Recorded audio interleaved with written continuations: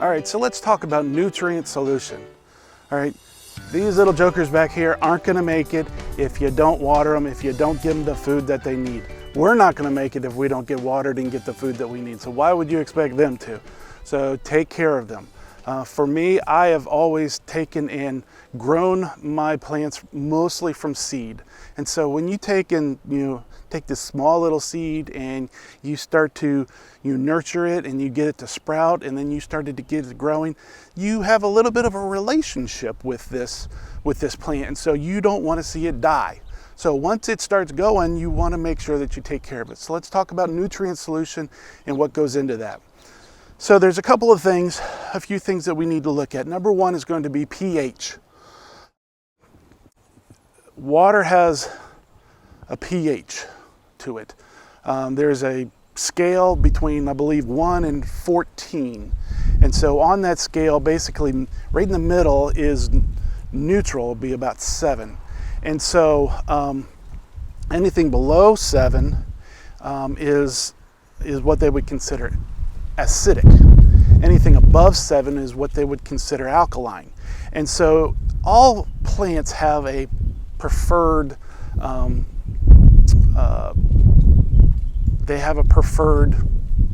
pH that they would like to be able to have. And all plants are not the same. So we have to make sure that we kind of have a good sense of where is the balance. So by knowing what your pH is important, and you have to follow that pretty much on a daily basis. So I have a nice little routine. I get up early in the morning and I come out and I say hello to my plants and I check everything out. I check to make sure, what's growing over the evening, making sure, none of the earwigs have gotten into my beans too much. But then I get in and I check my pH.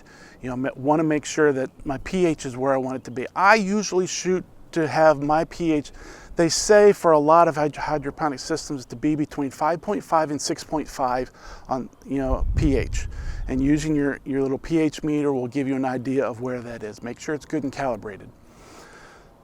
A lot of times, when you add water, when it uses water, that pH can go up, it can go down. And so there's a couple of ways that you can take and adjust your pH so that it is in its sweet spot. So somewhere between 5.5, 6.5. Some plants like it a little bit more acidic. Some plants like it a little bit more alkaline. Right now my system's running a little bit more alkaline and my peas are really loving it. But some of my other plants that like it a little bit more acidic are just kind of like, all right, can you help me out here just a little bit? So ways that you can adjust your pH. You can do them in kind of homegrown type of folk ways to do things. If it's too alkaline, meaning if your number starts getting up into 7, even 8, somewhere around there, you want to get it back down into that sweet spot. You can add white vinegar. We'll take and we'll add that acidity and bring those numbers down. Sometimes lemon juice can also do that. If you were too low, let's say you're blowing down before, below 5 and you need to get that back up, baking soda is a good thing to be able to get it back up. But if you really want some more highly tuned ingredients to be able to control your pH up and down, they do make industrial pH up, pH down solutions that you can put in.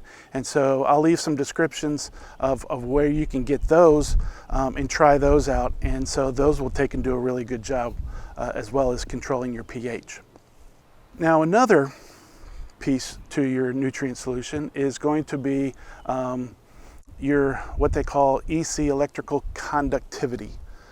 It's the amount of it's the amount of ingredients in your water, and the more ingredients you have, the higher your EC will be. And so there's a lot of charts out there, and I might even pop one up here for you to be able to look at to see when you're looking at a specific type of a plant that you want to grow, what is its pH need, but also what is its EC need. Or you can also there's an equivalent to the EC, a ppm, a parts per million. So a lot of the meters, I'll show you one of the meters that I have that I utilize. I probably could upgrade my meters, but I just haven't done that at this point. I'll put some links to some meters in the description of some good ones out there. But on the meter, it will tell you when you're measuring for your EC, and you can find that EC number, or it also gives you the equation over to parts per million. And so if you take a look at the chart and see what you're growing and see what it typically likes, then you can adjust your nutrients so that it likes that. So where do you get your nutrients from, Russ, right? Well, I use the Master Blend formula. I'll take and put a link in the description down there about the Master Blend formula. The formula that I have is typically for peppers and tomatoes. And so off of that, it's a good general solution that you can mix to feed a lot of different types of plants. And it does really well. It's all formulated. It has all the micronutrients that you need in there.